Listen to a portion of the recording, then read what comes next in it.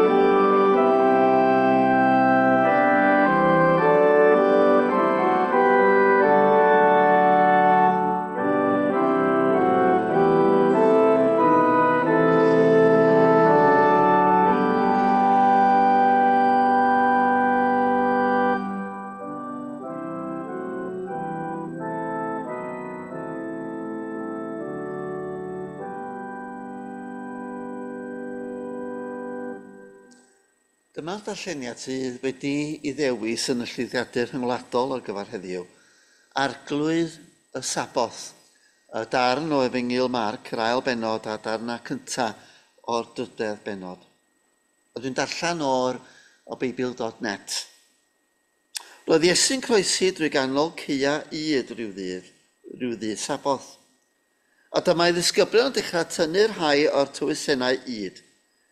Edrych, meddai'r Phariseaid, pam mae dy ddisgyblion yn torri rheolau'r Gyfraith ar y Saboth? Atebodd Iesu'n nhw, ydych chi erioed wedi darllen beth wnaeth Dafydd pan oedd a'i griw o ddilynwyr yn llwgu? Pan oedd Abithar yr archoffeiriad aeth i mewn i dŷ Dduw a bwyta'r bara oedd wedi gysegru a'i osod yn offrwm i Dduw. Mae'r Gyfraith yn dweud mae dim ond yr offeiriad sy'n cael ei wyta, ond cymerodd Dafydd beth a'i roi i'w ddilynwyr hefyd. Yna, dywedodd wrthyn nhw, cafodd y dydd Saboth ei roi lles pobl, dim i gaethiwo pobl. Felly, mae gen I Fab y Dyn hawl i ddweud beth sy'n iawn hyd yn oed ar y Saboth. Dro arall eto pan aeth Iesu i'r synagog, roedd yno ddyn oedd ei law yn ddiffrwyth. Roedd yna rhai yn gwylio Iesu'n ofalus i weld a fydda'n Iachau'r dyn ar y Saboth. Roedden nhw'n edrych am unrhyw esgus i'w gyhuddo. Dyma Iesu'n galw'r dyn ato. Tyrd i sefyll yma yn y canol. Wedyn dyma Iesu'n gofyn i'r rhai oedd yn eisiau ei gyhuddo. Beth mae'r gyfraith yn ei ddweud sy'n iawn i'w wneud ar y dydd Saboth, bethau da neu bethau ddrwg, achub bywyd neu ladd? Ond wnaeth neb ei ateb. Edrychodd Iesu arno nhw bob yn un. Roedd yn ddig ac wedi cynhyrfu drwyddo am ei bod mor ystyfnig. Yna dywedodd wrth y dyn, estyn dy law allan. Ac wrth i'r dyn wneud hynny, cafodd y llaw ei gwella'n llwyr. Dyma'r Phariseaid yn mynd allan ar unwaith i drafod gyda'r chefnogwyr y rheolau'r sut y gallan nhw lladd Iesu. Byddai'r bendith Duw ar ei air i'n calonnau. Diolch am y croeso, Bob. Gadewch i ni ganu ymhellach emyn rhif 17. Dyro i ni darwiniad arglwydd drwy yr oedfa hon, rhod y ysbryd a'i ddylanwad, i'n sancteiddio ger dyfron. 17.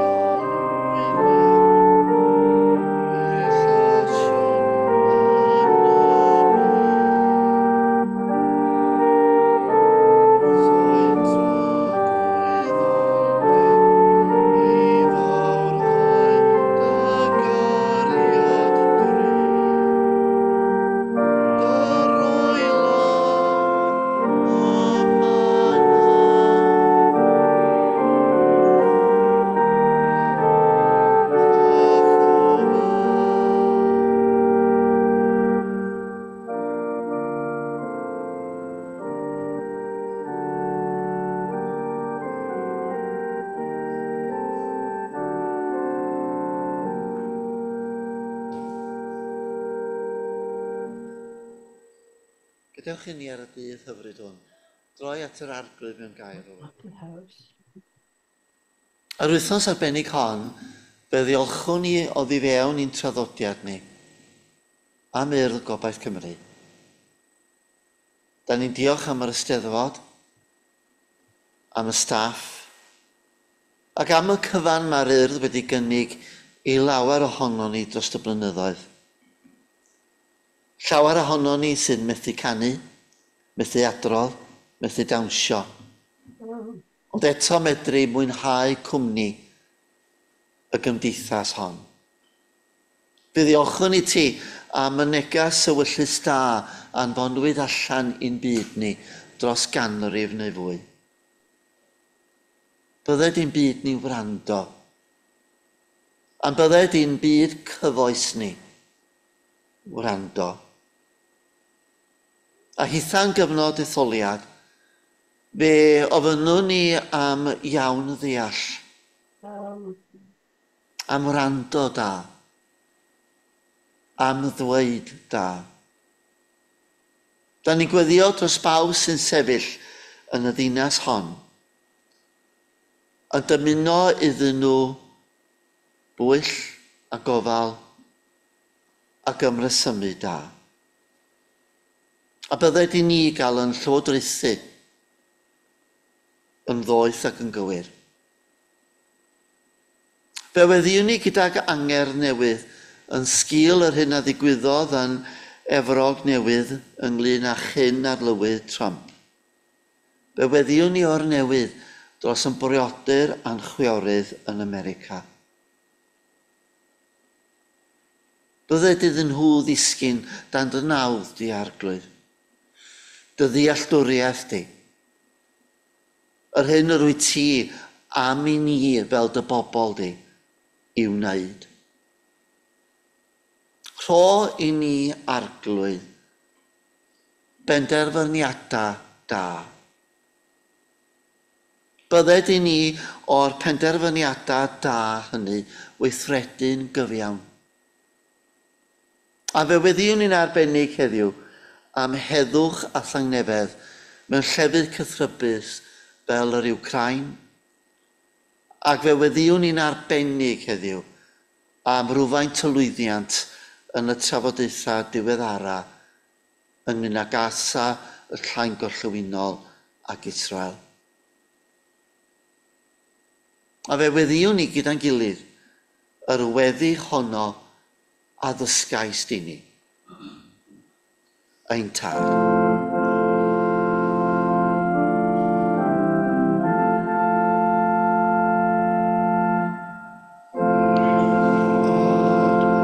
Rhynwyd yn y nefoedd, antaidd da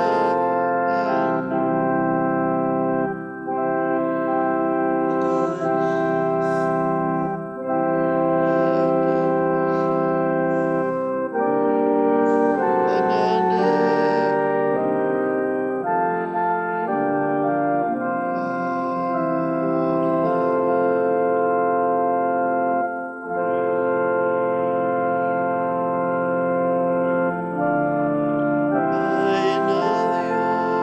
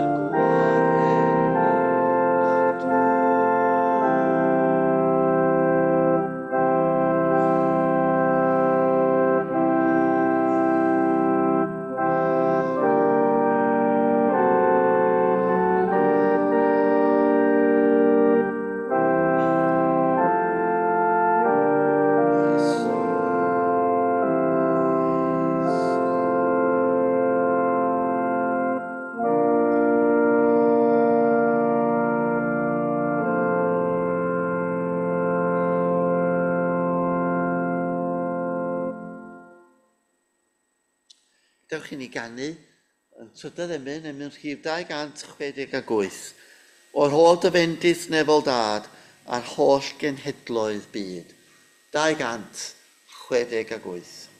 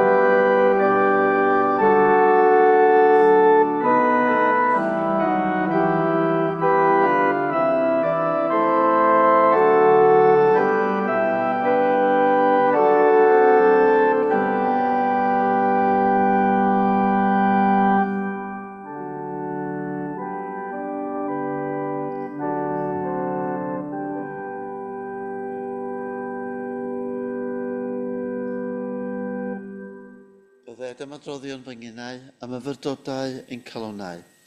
A nawr a phob amser yn gymaradwy ger dyfron di o Arglwydd, ein craig a'n prynwr. Amen. Arglwydd y Saboth. Arglwydd y Saboth. Ydych chi'n cofio'r darlleniad a ddarllenwyd yn ei gynharach? Mae'n dechrau efo stori ddifyr am ddisgyblion yr Iesu yn mynd i gau yd.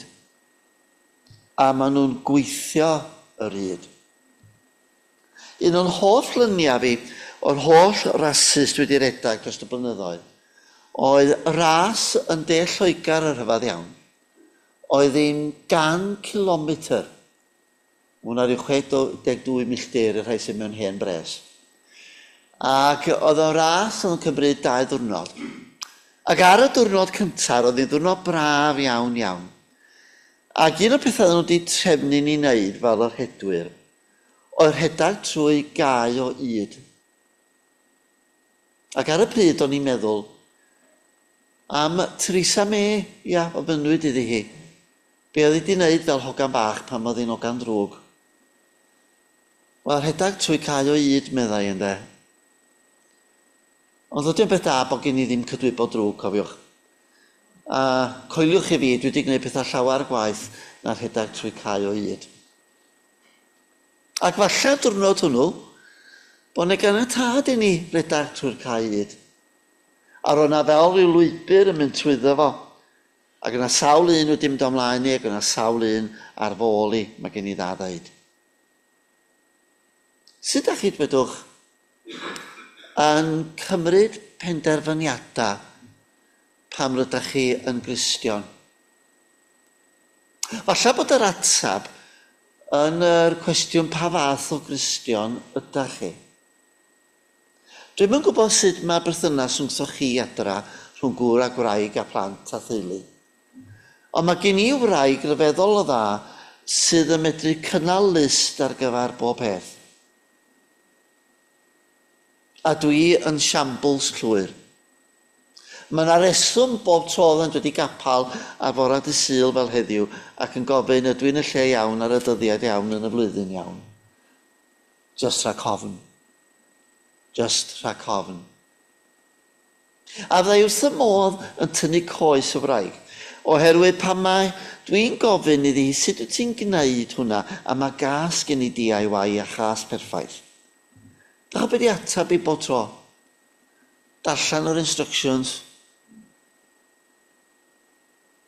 Darllen yr instructions. Wel, ges i fodd i fyw wythnos yma. Roedd yna ddisgwyl parsal yn tynnu. Bocs i'r plant oedd o. Ond roedd yna un darn ar goll. Sa'n byd mwy irritating na hynny, nag oes? Un darn ar goll.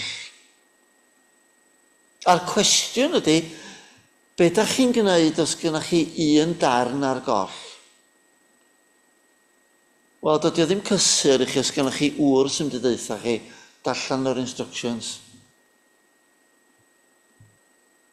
Wnaeth ni ddim gweithio na nid. Mae ddiwch i mi o barch i bwlpud Crwys bore yma. Ond mae'n gwenu yn feunyddiol am Seimon i yma erbyn hyn yn athro'n plas mawr ac yn ddyn oedran efo plant i hun. Yn mynd hefo fi ryw dro i MFI yn Bangor. A gofyn ath o'n ddiniwad wedi mynd yn ôl i MFI i nôl rhywbeth. Why does my dad call this place bloody MFI? Os ydych chi'n byw yn Penllyn, Bob, oedd dipyn o job yn mynd i nôl i sgriw i Bangor yn dod. Cadw rheola. Neu defnyddio'ch synwyr. Ac yn herma ffydd, cadw'r gair yn tadilyn person. Rwan mae'n eglur yn fan hyn i'r Pharisiaid, mae dilyn llythyren y ddedd dyla chi. A mae llythyrau yn y ddeddf, wrth gwrs, yn achos bob un ohono ni, dydy. Gadewch i ni fod yn onest. Bob un ohono ni, da ni'n disgyn yn fyr.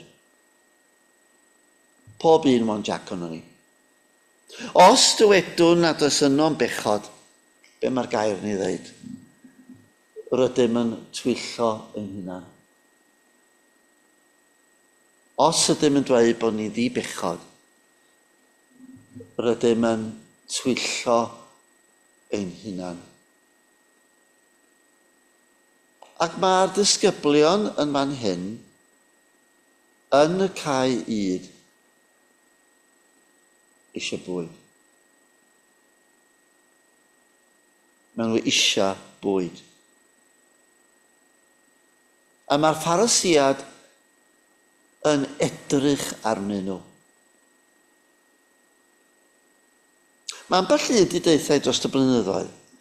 Wyt ti rioed wedi trio peidio deud y peth cyntaf sy'n dod i'r bendi? Os yn aml iawn pan fydda'n deud y peth cyntaf sy'n dod i'm henni, mi ddau cael fy hun mewn traffath. Ac am fy mod i o gefndir chwarelwyr Blaenau Ffestiniog, bobl diflewyn ar dafod. Oedden ni'n gweithio dan y ddealltwriaeth, os na fedrwch chi i chymryd ti, peidiwch a'i rhoi ti. Dyna oedd y ddoethineb. Os na fedrwch chi gymryd beirniadaeth, peidiwch a'i rhoi ti. A dwi'n cofio, blynyddoedd yn ôl bellach, mae'r dda am gyd wedi mynd, dwi'n siŵr. Gwreigan yn ffonio fi i roed row i mi pam o'n i'n weinidog ifanc. Bo fi ddim wedi mynd i weld rhywun arbennig i mam hi. Ac yn roed row i mi dros y ffôn. Bo sawl wythnos wedi mynd hibio a finna ddim wedi bod i weld i mam hi. A fe rai mi ddeud wrthi, wel, dyna chi beth rhyfedd, meddai fi, do'n i'm yn gwybod bod eich mam yn wael. A pe byddach chi o ddifri isio mi mynd i weld eich mam, byddach chi wedi ffonio cyn hyn yn byddach. Os na fedrwch chi i chymryd ti, peidiwch a'i rhoi ti. Ac falle bod chi'n meddwl dyla gweinidog ddim wedi dweud rhywbeth fel yna. Ond dyna oedd y gwirionedd. Ac es i'n hellach yn y diffyg doethineb a diffyg profiad gweinidog ifanc i ddweud, ond nid y gwirionedd ydy bod chi'n mwynhau cwyno y mwy na delio fo'r isiw. A fe ddwedodd hi, wel dwi byth yn dod i'r eglwys eto, meddai. A mi fynd yn dweud, does gen i'n coch i fod yno, dyna'r problem yn y lle cyntaf. Wel, dwi'n lled ama, ond dyna'r gwahaniaeth rhwngsa fi ac unrhyw weinidog arall ar Iesu. Roedd ganddo fo'r awdurdod a'r hawl yn doedd i ddweud beth oedd y peth cyntaf i'w benno. A mae'n gwybod yn iawn. Nid cariad at y gyfraith sy'n ysgogi'r Pharisiaid yn fan hyn. Nid dyna'i hamcan nhw, nid dyna'i bwriad nhw. I bwriad nhw ydy dal y dyn allan. I bwriad o ydy gweld cam yn yr Iesu. I weld niwad ynddo fo. A jyst weithiau mewn bywyd, pan da chi yn trafod dymuniadau pobl, a dwi wedi dysgu hyn dros y blynyddoedd, mae rhaid chi ofyn, be da chi isio allan o'r sgwrs yma? Yn y drafodaeth yma, a'i cecru a helynt ydych chi isio? Neu a ydych chi'n ceisio cymod?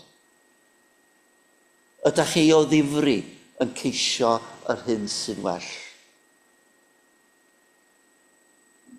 Dwi'n cael yr argraff bod Iesu yn caru'r gyfraith. Dwi'n cael yr argraff o Meibl bod yr Iesu yn dymuno dilyn y cyfarwyddiadau. Ond roedd o ddyn llawer mwy na dilyn clipboard. A sylwch chi, roedd o'n medru adrodd yn union syth, be ydi digwydd efo'r brenin Dafydd ac Abiathar, lle roedd dilynwyr Dafydd hefyd yn llwgu. A mae o'n mynd i'r deml, a mae o'n bwyta'r bara hwnnw, yr hyn oedd wedi cael ei gysegru, oherwydd bod byw yn amgenach na dilyn rheola. Bod byw yn amgenach na dilyn rheola. A dwi'n siŵr yn herma dilyn y gyfraith, a fe ddwedodd Iesu hyn droion yn do, car dy dduw, a char dy mydog fel ti dy hun. Ac os ydy'r ddau beth yna'n bod, dyna ydy'r atab. Dwi'n meddwl bod o'n nodwedd yn hoes ni. Y bod ni efallai trwy gyfryngau cymdeithasol, drwy yn teledu ni, drwy yn cyfryngau ni, yn papurau ni, erbyn hyn wedi mynd i'r pegynau. A dydy'r pegynau byth na dyn. A rhoi'r atab i unrhyw sefyllfa. Polarities.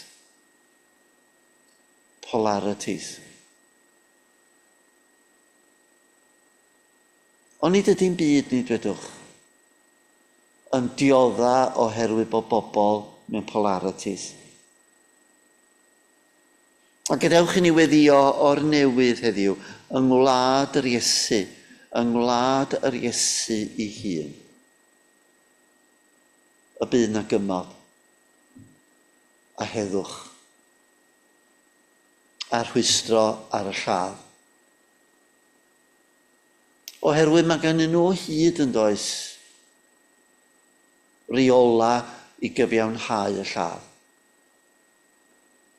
Mae gan nhw ddigwyddiadau sydd yn cynnal i digwyddiadau nhw.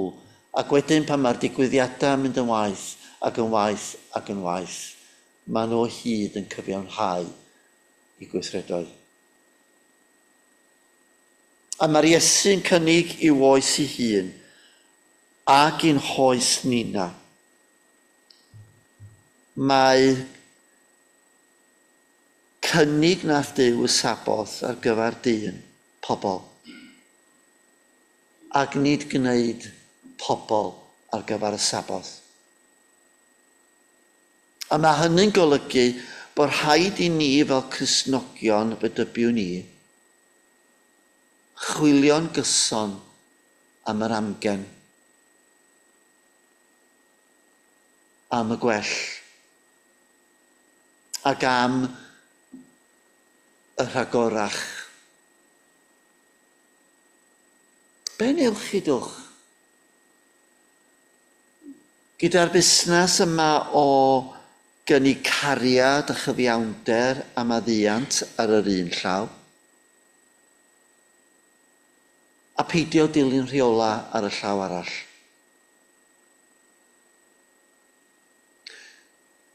Be nes i'n noson o blaen, oherwydd mae gen i ddiddordeb mawr yng Ngwleidyddiaeth America.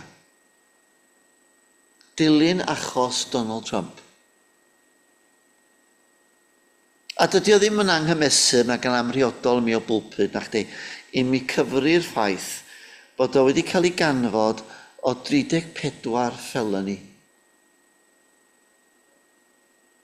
Ac roedd y felonies yna wedi cael ei dyfarnu gan ddeuddeg o bobl fel chi a fi. Ac ym mhob un ohonyn nhw, wedi cael unfrydedd barn bod o wedi torri'r gyfraith. Weithiau, mae rhaid i chi ddeud digon ydy digon. Dwi'n siŵr fod mod i wedi methu sawl tro yn y mywyd ac yn yng ngweinidogaeth, ond weithiau meddai'n diolch i Dduw bod y mywyd i'n boring. Dwi'n yn gwybod sut rydyn ni ddygymod efo tair gwraig.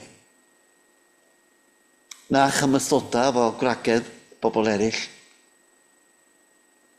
Sut fyddwn ni'n dygymod efo anwiredd a thwyll. Mae'r pethau ma'n cyfri'n dydy. A dwi'n methu glir a deall weithiau, o'n i'n trafod o Bob cyn y gwasanaeth yma, am un gymdeithas Gristnogol yn America yn cymharu Trwmp i Nebiwchodnosor. Hynny yw, mae o'n ddyn sydd yn methu ac yn disgyn ac yn bechadur, ond mae Duw yn ei ddefnyddio fo. Wel, mae yna bobl gwell yn y Beibl na Nebiwchodnosor. A jyst weithiau, mae rhaid i chi ddeud yn ysbryd y Phariseaid a dweud, ti ddim i fod i wneud hwnna. Ac os wyt ti'n gwneud y pethau yna, a'r pethau yna, a'r pethau yna, mae yna oblygiadau. Mae cadw'r gyfraith ymdrechu'n gorau glas i wneud yr hyn sy'n iawn o bwys. Ond be mae'r Iesu yn cyflwyno ni iddo fo yn fan hyn? Ydy'r reality.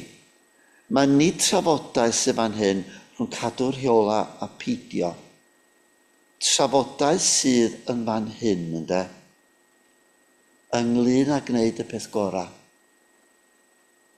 Neu gwneud yr hyn sydd yn llai drwg. A tydi'n bywyd ni, dwedwch erbyn hyn, yn gymlath ac yn heriol ac yn anodd. A mae'r Iesu'n fan hyn yn dweud i ddweud, yn y digwyddiad sydd yn digwydd wedi hynny, yn yr eglwys, yn y capal, neu yn fan hyn, yn y synagog. A roedd yna ddyn yn y synagog efo llaw diffrwyth. Ac roedd hi'n Saboth. Be wnaethach chi dwedwch? Os o ganddoch chi'r dawn a'r modd i adfer bywyd y dyn yma, neu dilyn rheola? Be oedd yn iawn i chi i'w wneud? Ond mae Marc yn ofalus iawn yn fan hyn. Nid datrys y boblam oedd eu hamcan nhw gylynion yr Iesu, ond yr hyn o ganddyn nhw mewn golwg oedd ei ddal o allan. I weld bai arno fo. A maen nhw'n ei edrych arno fo. Be wnaetha fo dwedwch hefo'r dyn yma oedd y llaw diffrydd? Wel, i'r rhain, beth sydd yn amlwg wrth gwrs ydy, mae nid y llaw diffrydd na'r dyn ond y cyfri. Ond os mynnwch chi i gwleidyddiaeth crefyddol nhw, i rheola nhw,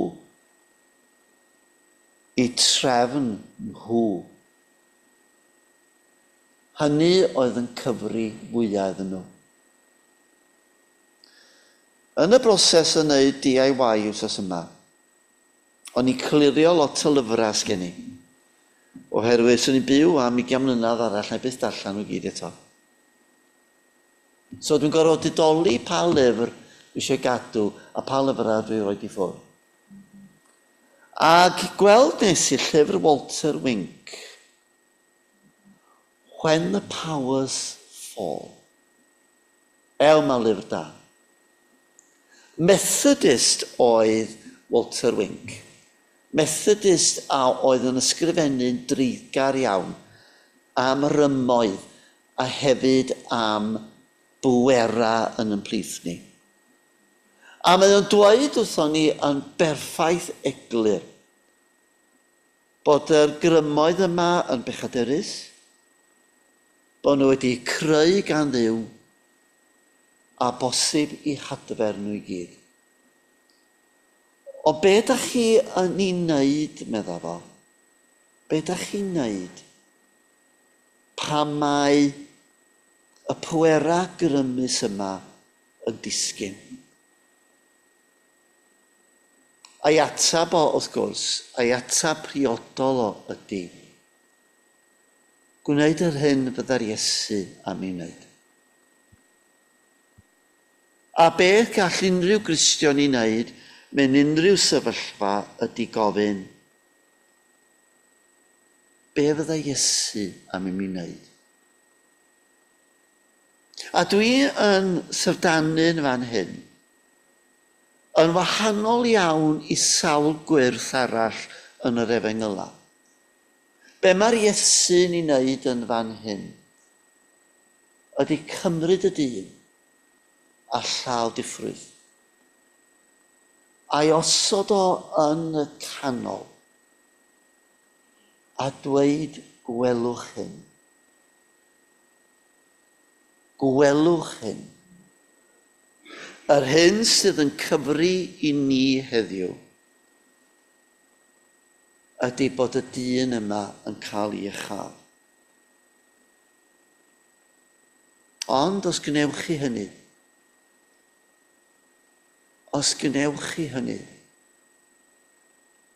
fe allwch chi ddilyn yn syth i erledigaeth. Mae'r darn yma'n gorffan yn drofiadol iawn, dydy. Dyma'r Phariseaid yn mynd allan ar unwaith i drafod gyda chefnogwyr Herod sut allan nhw ladd yr Iesu. Am be? Am be? Am feiddio dweud y gwir. Am feiddio dweud y gwir. Ac am feiddio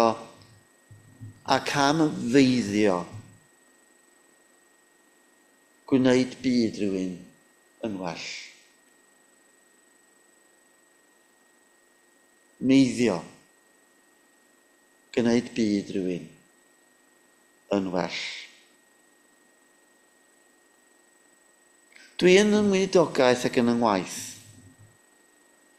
wedi gorfod cymodi rhwng bobl sydd yn anghytuno ei gilydd yn danbaid.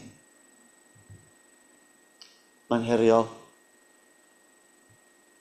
A mae yna ddau ddythineb, dwi'n siŵr bod wedi sôn wrthych am hyn o blaen, yma yn Eglwys y Crwys. Mae yna ddau egwyddor, ddau'n ffindio'n ei ddefnyddiol iawn. Pan mae bobl yn anghydweld ei gilydd, a pan ydych chi'n trafod am drafod, ddau'n cofio Nelson Mandela yn malu cerrig yn ystod y carchar oedd yno fo. Nid oherwydd bod na angen malu cerrig, ond beth roedden nhw'n wneud mwyn gwneud i bywydau nhw yn hollol ddibwrpas, o gwneud iddyn nhw falu cerrig pe bwrpas. Bob dydd, bob wythnos, bob mis, bob blwyddyn, am flynyddoedd lawar, oedd malu cerrig mwyn malu cerrig. Ac falle yn hoes ni, gadewch i mi mentro dweud, yn ein trafod cyhoeddus ni, mae yna lawer iawn heddiw o falu cerrig mwyn malu cerrig. A'r pwrpas ydy cael bobl i ffrio fo'i gilydd. Pwrpas y peth ydy i gael cyferbyniad. A does ddim byd mwy dinistriol mewn bywyd cyhoeddus na false equivalency. Oherwydd bod yna un person dweud un peth, mae'n cael person arall i ddweud y gwrthwyneb. A mae yna rhywbeth od yn does. Wedi gwiro, wedi ddinistrio, yn difa, mewn false equivalency. Malu cerig, mwyn malu cerig. Ar un arall wrth y modd, ges I gan aelod o teulu flynyddoedd yn ôl, oedd yn dreifio lori gritr a caeau yn ganol Eira. A gofyn iddo fo, sut wyt ti'n dreifio lori gritr a fo plaw yn ganol Eira, yn llefydd fel y Crimea a Mignint o gwmpas ardal tros fynydd? Sut wyt ti'n gwneud hynna? A'r doethineb tragwyddol ges I oedd, paid a dreifio lawr cul-de-sacs. Paid dreifio lawr cul-de-sacs. A da chi di sylwi yn y dadlau cyhoeddus ni erbyn hyn, cyn gymaint o dreifio lawr cul-de-sacs sy'n yna. Yn yr ymrafael rhwng Israel a'r Palestiniad a bobl Gaza, mae yna byth a beunydd ddreifio lawr cul-de-sacs. Nes di ddeud hyn, nes di ddeud peth arall, nes di wneud hyn, nes di wneud peth arall, a da chi'n di lawr y cul-de-sacs yn lle dweud, sticiwch i'r ffordd fawr a stopiwch y lladd. Sticiwch i'r ffordd fawr a peidiwch a difa. Oherwydd yr hyn sydd yn cyfri yn fan hyn ydy llaw diffrwydd plant bach Gaza. Yr hyn sy'n cyfri fan hyn ydy plant bach yn y plith ni sy'n llwgu.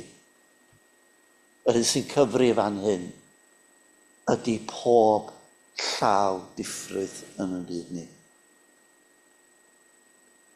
A mae'r Iesu yn meiddio dweud, stopiwch eich sŵn. Stopiwch eich cecri. Dwi'n gwybod pwy ydych chi. Dwi'n gwybod be ydych chi. A dwi'n deud wrthych chi'n eglur yn fan hyn. Mae'r llaw diffrwydd wedi hadfer sydd yn cyfiawnhau yr hyn sy'n iawn.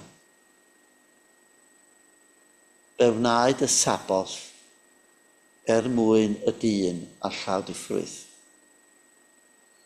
Cafodd y dyn a'r llaw diffrwydd mwy eni lles y Saboth.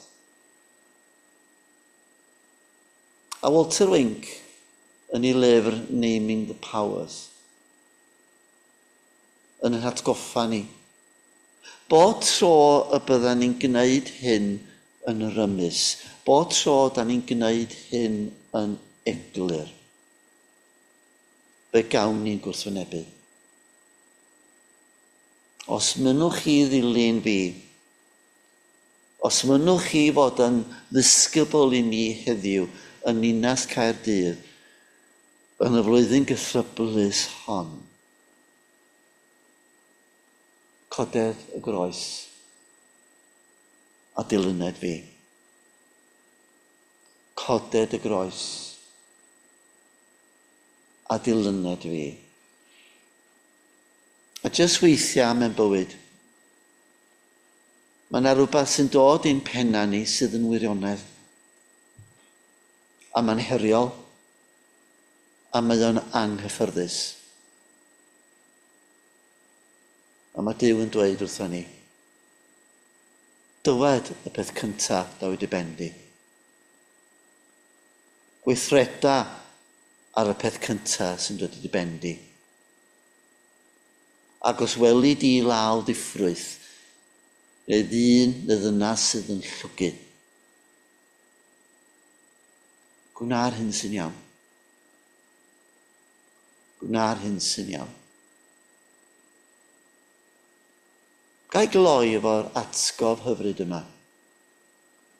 Dwi'n gwybod yn yr eglwys yma bod gwaith cymorth Cristnogol wedi cael ei anrhydeddu a'i barchu. Dychmygwch wreiddiau cymorth Cristnogol. I be gafodd cymorth Cristnogol i greu? Wel, mi gafodd o'i greu yn do ar ddiwedd yr ail ryfel byd. Pam? Oherwydd bod na ffoduriad yn yr Almaen angen cymorth. Dychmygwch dewrder aruthrol, cred ac argyhoeddiad aruthrol y gymuned Gristnogol yn yr ynysoedd hyn, yn y blynyddoedd cynnar yna wedi'i rhyfal,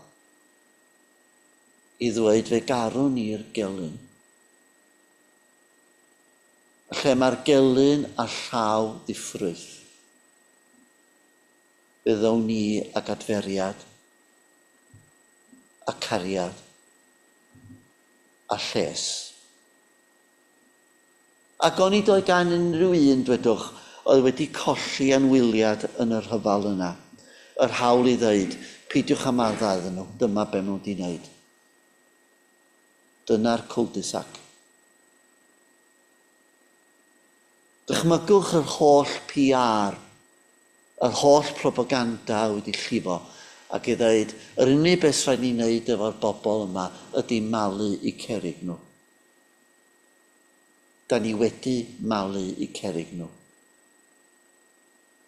A sylwi wnes i wrth gloi yn y trafodaethau yma hefo Israel a Gaza, y rhai diweddara yma. Maen nhw'n sôn dydyn am adeiladu o'r newydd. Arglwydd mawr, fydda fo wedi bod yn well dwch sa'n nhw ddim wedi malu'r cerig. Bydda fo wedi bod yn well sa'n nhw ddim wedi malu y cerig. Fe wnaed dyn yn fwy na Saboth. Fe greuwyd y Saboth mwyn dyn. A gadewch i ni yn ein hoes ni rhoi diwadd ar malu cerig. Amen. Gadewch i ni ganu yn hemyn nesaf, rhif 205. 205. Dama gariad fel y moroedd, tosturiaethau fel y llu, twysog bywyd pyr y marw, marw i brynu'n bywyd ni. 205.